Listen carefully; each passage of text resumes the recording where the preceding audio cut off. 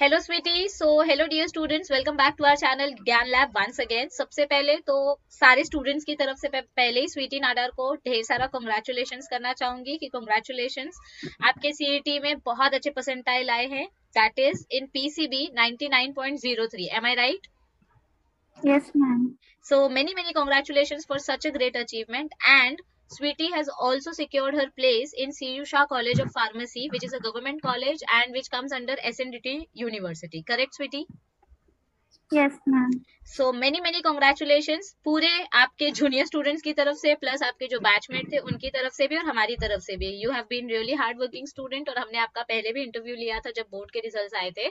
सो consistency बहुत ज्यादा matter करती है एंड सामने से आपने अप्रोच किया तो वी वर रियली ग्लैड कि आप अपनी स्ट्रैटेजीज अपने जूनियर्स के साथ शेयर करना चाहते हैं, which is a very good thing. मतलब बहुत कम लोग ऐसे अपने सीक्रेट शेयर करते हैं बच्चों के साथ, but it's really good thing. So thank you so much in advance हमारे सारे बच्चों की तरफ से, क्योंकि डेफिनेटली जो बच्चे फार्मेसी के लिए प्लान कर रहे हैं उनको डेफिनेटली सेशन से बहुत ज्यादा हेल्प होने वाली है। सो सबसे पहले आप अपने मुंह से, मतलब अपनी तरफ से आप बच्चों को एक बार बता दो आपका परसेंटाइल, आपका सब्जेक्ट कॉम्बिनेशन और आपका कॉलेज का नाम। मैंने तो बता ही दिया है, फिर भी आपको बोलते टाइम कुछ अलग ही प्राउड फील होगा।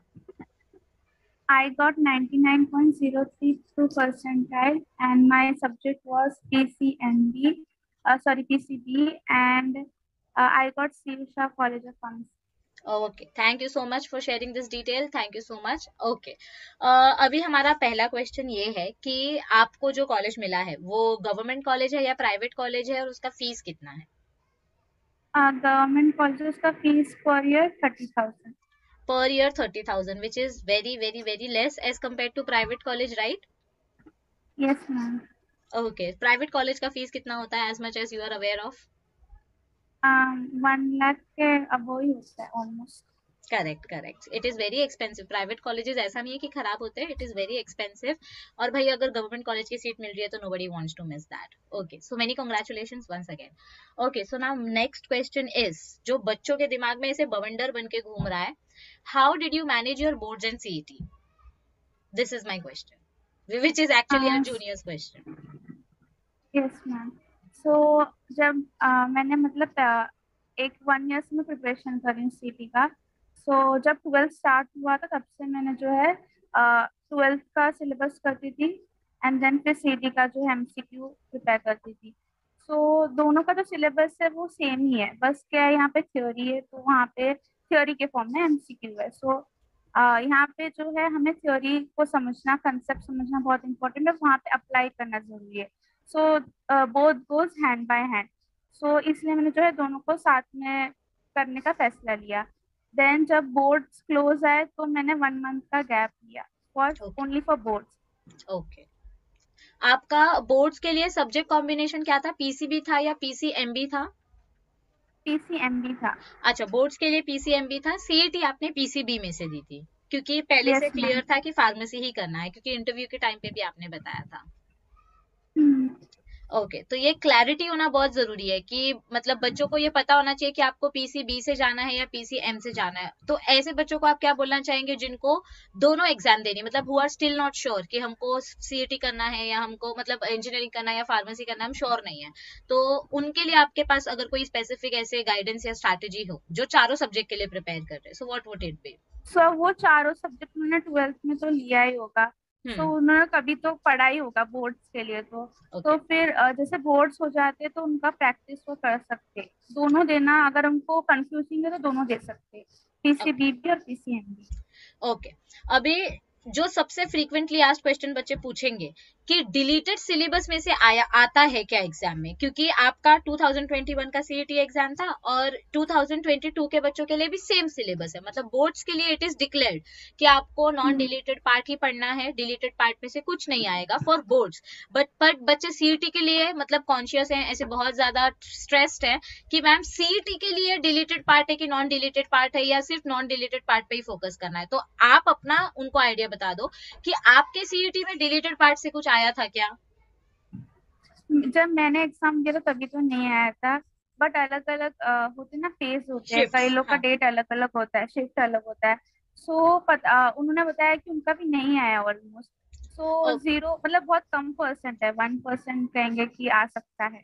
और जितना मुझे पता है कि अगर डिलीटेड पार्ट में से एक क्वेश्चन 200 मार्क्स में से अगर एक क्वेश्चन आया भी तो वो बोनस क्वेश्चन डिक्लेयर कर दिया जाता है, मतलब उसके मार्क्स, अगर आपने वो क्वेश्चन अटेम्प्ट किया है तो उसके मार्क्स आपको दे दिए जाते हैं, वो उसका कोई स्ट्रेस लेने की जरूरत नहीं है। सो बेसिकली यही कंक्लूजन है कि 2022 के लिए जो बच्चे सीईटी के लिए प्रिपेयर कर रहे हैं, एस्पायर कर रहे हैं, वो लोग सिर्फ नॉन डिलीटेड पार्ट पर ही फोकस करेंगे तो अच्छा है, क्योंकि सीईटी का सिलेबस इस महाराष्ट्र का सिलेबस। आप अगर नीट के लिए प्रिपेयर कर रहे हो तो ऑटोमेटिकली आपकी सीईटी की तैयारी हो रही है, आपको महाराष्ट्र बोर्ड पे ज्यादा फोकस करना है। अब मेरा नेक्स्ट क्वेश्चन ये है स्वीटी कि जब आप बोर्ड्स और सीईटी दोनों के लिए प्रिपेयर कर रहे थे तो आप दिन में एटलीस्ट कितने एमसीक्यू सॉल्व करते थे, और तीनों सब्जेक्ट के एक साथ करते थे या आपने कोई स्पेसिफिक टाइम टेबल बना के रखा था? हाँ, मैंने स्पेसिफिक टाइम टेबल बना के रखा था कि अगर समझो कोई चैप्टर खत्म होता है उसके बाद ही हम करेंगे एमसीक्यू। ओके तो तो समझो फिजिक्स का चैप्टर हुआ तो उसका पीवाईक्यू भी करती थी और साथ में एक्स्ट्रा भी करती थी जो चैप्टर के रिलेटेड होता है वैसा। ओके, सो कोई ऐसी स्पेसिफिक बुक जो आप फॉलो करते थे और जो आप चाहते हो कि आपको बाद में पता चला, जो आप अभी अपने जूनियर्स को बताना चाहते ताकि उनका फायदा हो जाए? आर्यन का आता है फिजिक्स केमिस्ट्री बायोलॉजी। ओके। मैंने लास्ट मोमेंट पे बायोलॉजी का लिया था। So okay. वो भी 1 month before only. So okay. इसीलिए मुझे पता है आर्यन बहुत अच्छा है, उसमें थ्योरी भी है, एमसीक्यू भी है, एक्स्ट्रा एमसीक्यू और प्लस पीवाईक्यू भी है। तो तीनों सब एक ही में हो गया और अच्छा। प्राइस भी बहुत कम था बुक ओके। का। ओके, और अरिहंत के अलावा पहले आप कोई बुक रेफर कर रहे थे या टेक्स्ट बुक से थ्योरी सफिशिएंट होता है? टेक्स्ट बुक से थ्योरी सफिशिएंट होता है, जो टीचर सिखाता है उसको एक्स्ट्रा जो है मैं अपने नोट्स में इंक्लूड कर देती थी, तो मुझे अच्छा। इतना जरूरत नहीं पड़ा। ओके, सो मतलब हैंड रिटन नोट्स और टेक्सचुअल थ्योरी अगर कर रहे हैं तो फिर सिर्फ एमसीक्यू की बुक भी अगर ले लेंगे तो भी it is more than sufficient, फिर थ्योरी के लिए ऐसे मैंने अलग से बुक। एमसीक्यू मैंने एमसीक्यू की बुक नहीं ली, जो टीचर जैसे आपने एमसीक्यू एमटी एमटी में सिखाया था वैसे अलग अलग टीचर्स लेते हैं, सो जरूरत ही नहीं है बुक की। अच्छा, ओके, सो मतलब अगर आप फॉलो कर रहे हो किसी पर्टिकुलर प्रोफेसर को जो एमसीक्यू के लिए या हम्म, सीईटी की तैयारी करवाते हैं तो बुक की जरूरत नहीं पड़ती, मतलब ज्यादा ऐसे हम्म, एमसीक्यू। ओके, सो मतलब लेकिन डेली बेसिस पे एमसीक्यू सॉल्व करना इंपॉर्टेंट है एज पर यू? हाँ वैसे है, ओके, उसके लिए क्योंकि बुक हाँ। चाहिए रहेगा। हम्म, क्योंकि थ्योरी से सिर्फ थियोरिटिकल कॉन्सेप्ट क्लियर होगा, उसको अप्लाई कैसे करना है वो सॉल्व करने अगर नहीं आया तो सीईटी क्रैक नहीं होगा, because entrance is all about your application, your analytical knowledge. Okay, so अभी हमारा नेक्स्ट क्वेश्चन ये है कि आपने ये फर्स्ट टाइम सीईटी अटेम्प्ट की थी, राइट? हम्म, ओके, सो आपके लिए ये टेक्नोलॉजी वाला एक्सपीरियंस एकदम नया था क्योंकि आपका 11th भी ऑनलाइन हुआ, 12th भी ऑनलाइन हुआ और अचानक से हम्म। आपको ऐसे सीईटी एग्जाम देने जाना पड़ा, तो वो जो आपका कंप्यूटराइज्ड एग्जाम देने का एक्सपीरियंस था वो कैसा था? मतलब ऐसे ऐसे चेम्बर में बैठे हैं क्लोज्ड और एग्जाम दे रहे, सो हाउ वाज इट? मतलब एक एक चेयर छोड़ के एक चेयर वैसे बिठाया था हम्म। एंड पूरा कवर किया था लैप जो भी कंप्यूटर है वो कवर किया था कार्डबोर्ड से साइड से। तो साइड का किसी का भी कुछ भी नहीं दिखेगा। एमसी का वो सॉल्व भी कर रहा है तो सिर्फ उसका हाथ दिखेगा और कुछ नहीं कॉपी दिखेगा। करने का स्कोप नहीं है बच्चों, सुन लो, कॉपी करने का कोई स्कोप नहीं है। एंड टीचर्स जो है वो रोम करते थे तो बहुत कुछ चांस ही नहीं है कॉपी करने का। एंड मेरी नज़र तो सिर्फ कंप्यूटर पे थी, मैं उस पर ही फोकस करी थी। तो एक्सपीरियंस तो अच्छा ही था बिकॉज ऑनलाइन में स्टडी किया तो ऑनलाइन में एग्जाम्स भी होते थे तो उससे आदत हो गई थी ऑनलाइन में अटेंड ओके। करने की। ओके, सो अभी बेसिकली मतलब जब सिस्टम ऑन होता है आपके सामने जो कंप्यूटर वगैरह रखा होता है, अच्छा पहला क्वेश्चन तो मतलब आप बच्चों को क्या मतलब मैं अपनी तरफ से बोलना चाहूंगी और स्वीटी का भी एक्सपीरियंस इसमें काउंट हो रहा है कि जब आप अभी सीईटी के लिए या बोर्ड्स के लिए तैयारी कर रहे हो तो आप थोड़ी थोड़ी आदत डालो, क्योंकि सीईटी एग्जाम कंपलसरी ऑनलाइन ही होता है, तो कीपैड सिस्टम यूज करने की आदत डालो। जब आप मेंटी क्विज अटेम्प्ट कर रहे हो तो लैपटॉप से आंसर देने की आदत डालो, माउस यूज करो, वहां पे आपको बटन्स का कुछ यूज नहीं होता है, बटन ऑफ रहते हैं, कीपैड के जो बटन्स होते हैं वो हम्म, ऑफ रहते हैं, सिर्फ माउस का यूज होता है, उसी से आपको टिक करना होता है। तो थोड़ा सा अपने आप को यूज टू करो इस सिस्टम को लेके। अच्छा, अब यहाँ पे जो मेरा क्वेश्चन है स्वीटी के लिए वो ये है कि आपके सामने सबसे पहले 90 मार्क्स का फिजिक्स और केमिस्ट्री का विंडो ऑप्शन आया होगा, करेक्ट? मतलब हम्म, पहले फिजिक्स और केमिस्ट्री का आता है, फिर 90 मिनट्स के बाद बायो का विंडो ओपन होता है, और जो मैथ्स वाले बच्चे हैं उनके लिए पहले फिजिक्स और केमिस्ट्री आता है, उसके बाद बायो वाला ऑप्शन आता है। सो फिजिक्स और केमिस्ट्री में से आपने पहले कौन सा ऑप्शन सिलेक्ट किया, क्योंकि दोनों के लिए 45 मिनट्स रहता है? हम्म। सो मैंने स्टार्टिंग में फिजिक्स के क्वेश्चन जो है ऊपर ऊपर से जो है रीड किया, ओके। मुझे आता है कि नहीं, तो मैं से नीचे नीचे जाते गई fastly.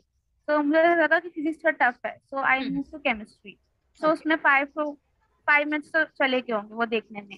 Okay then I chemistry का मैंने देखा, ऐसे हल्के से नजर मारी तो केमिस्ट्री इजी लगा। सो देन मैंने 20 मिनट्स जो है केमिस्ट्री में सॉल्व किया। फिर then I move 20 minutes to physics, then 10 minutes to chemistry and then 15 minutes to physics. ऐसे मैंने पार्ट पार्ट में करके किया। Okay okay. सो आपने मतलब ऐसे किसी एक ही टॉपिक को ऐसे पूरा कंप्लीटली सॉल्व नहीं किया, जैसे आपको कंफर्ट जोन लग रहा था वैसे आप पार्ट पार्ट में। Okay, so this is one option which you can do. Okay okay. और फिर सो हाँ हाँ बोलो। फर्स्ट 20 मिनट में मैंने जो इजी से मीडियम क्वेश्चन लगे मैंने वो सॉल्व किए। ओके एंड फिर अगेन 20 मिनट में मैंने फिजिक्स के जो इजी क्वेश्चन है वो सॉल्व किए। तो 40 मिनट्स में चले गए। देन वापस मैंने जो है 20 to 15 मिनट्स जो है केमिस्ट्री के हार्ड क्वेश्चन में इन्वेस्ट किए। एंड फिर 20 मिनट्स मैंने फिजिक्स के इसमें इन्वेस्ट किया। ओके। ऐसे तो मतलब 20 20 हाँ के हाँ, पार्ट किए। मतलब पहले इजी क्वेश्चंस करके ले लिए जिसके बारे में कॉन्फिडेंट थे, और फिर उसके बाद में जो हम्म, थोड़े से ब्रेन स्टॉर्मिंग क्वेश्चंस थे उसके लिए आपने लास्ट के लिए रखा था। Okay okay. हाँ।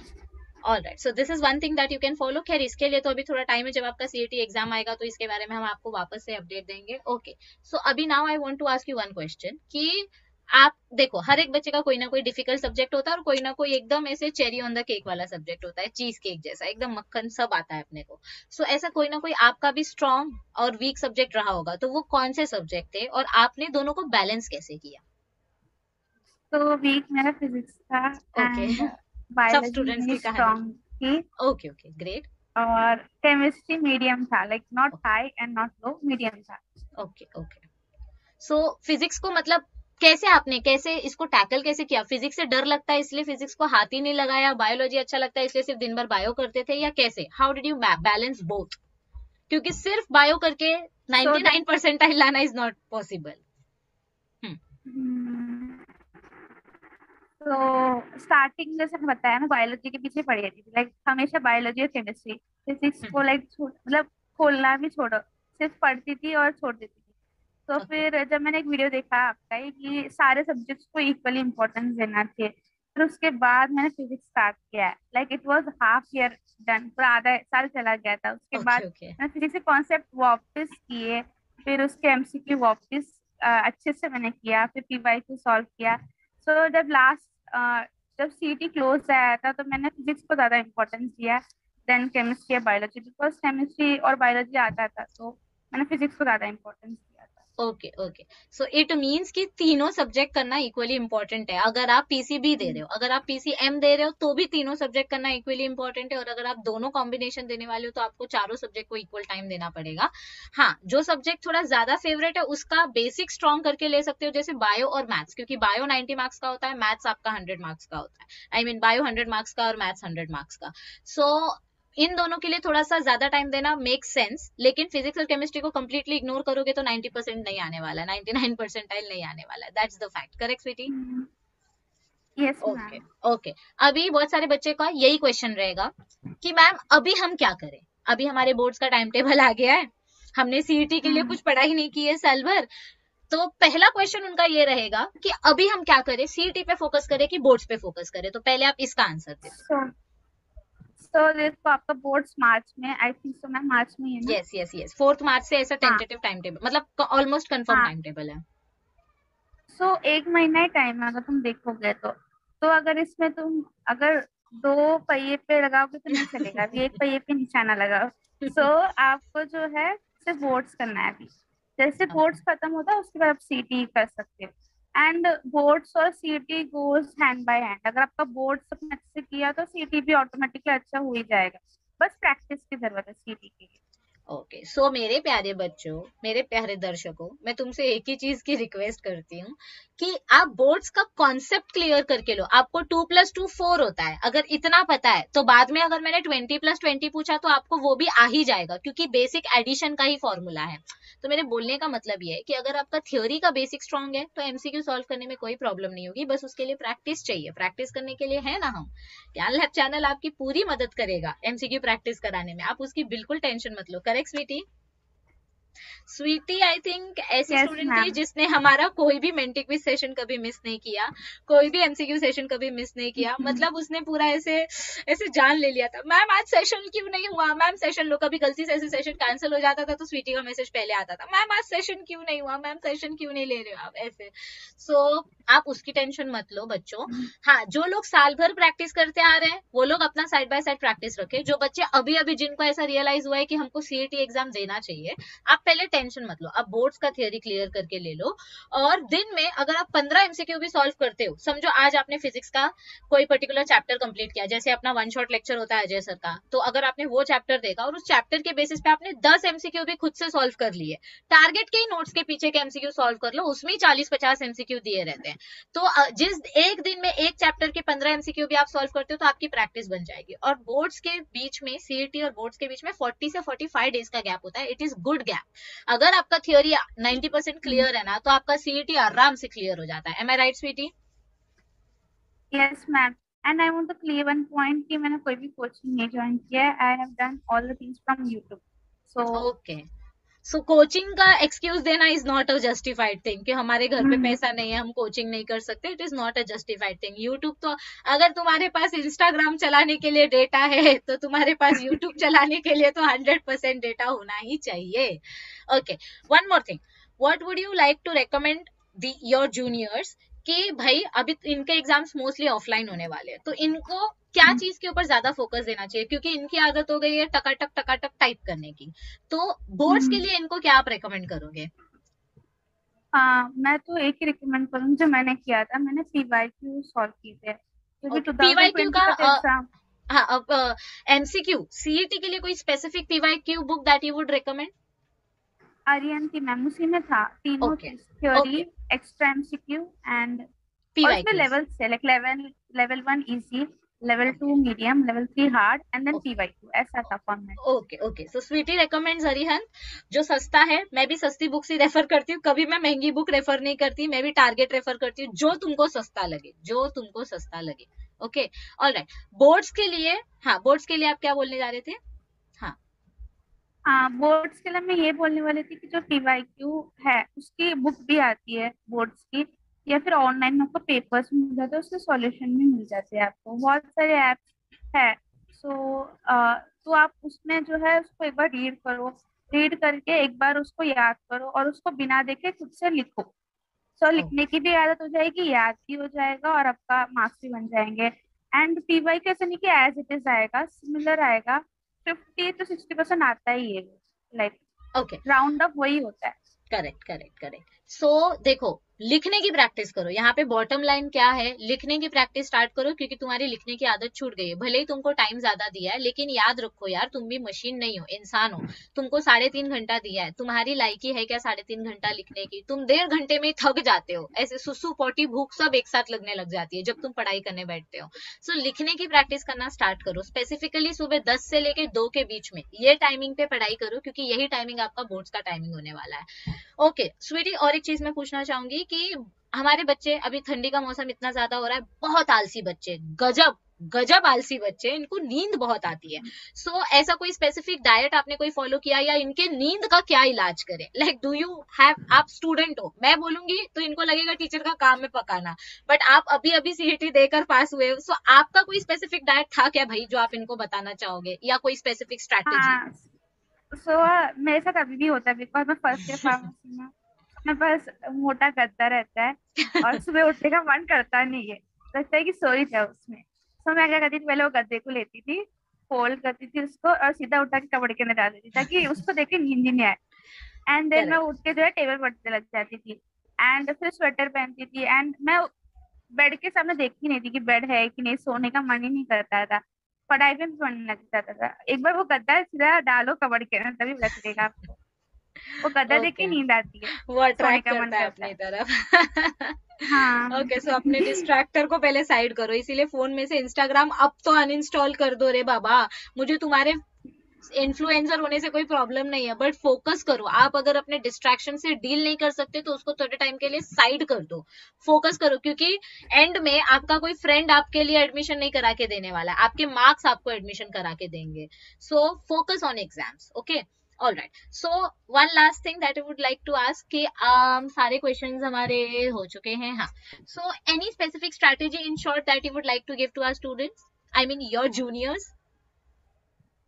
हाँ, सो पहले आप कंसेप्ट को स्ट्रॉन्ग करो, that is the main point. Then वो स्ट्रॉन्ग योर कंसेप्ट से जो कंसेप्ट. निचोड़ है उसका, तो जो निचोड़ है उसका निकालो, लाइक जो भी शॉर्ट नोट्स उसका शॉर्ट ट्रिक बनाया होगा, उसको याद करने का कोई तरीका बनाया होगा, वो खुद से आप लिखो उसको, उसको याद करो, देन यानी कि उसका फोकस माइंड करने का टाइम मैप्स, है। हाँ माइंड मैप्स या निमोनिक्स के हाँ फॉर्म में आप उसको याद कर सकते हो. Okay, third. हाँ। थर्ड, क्योंकि उसके रिलेटेड कोई एमसीक्यू है तो उसको प्रैक्टिस करो, उसको सॉल्व करो, वो कौन से ईयर में आया है वो देखो, कितने बार आया है वो देखो। एंड फिर अगर वो आपसे नहीं हो रहा तो उसको वापस उस कॉन्सेप्ट को आप स्ट्रॉन्ग करने की कोशिश करो। छोड़ो तो मैं मत. यही साइकिल रिपीट करूंगी। हाँ, ओके एंड ओके. देन अगर कई बार हम ऐसा होते हैं ना, थोड़ी आलसी हो जाते हैं, तो हम ना रिवाइज करना भूल जाते हैं, तो वो कंसेप्ट को वापस आप याद करो, वो एमसीक्यू को बार बार रिपीट करो। ऐसे नहीं कि मुझे आ गया है तो छोड़ देंगे, फिर भूल जाएंगे हम, क्योंकि कोई कल अपने क्या खाया वही हम भूल जाते हैं, तो ये तो नॉर्मल सी बात है।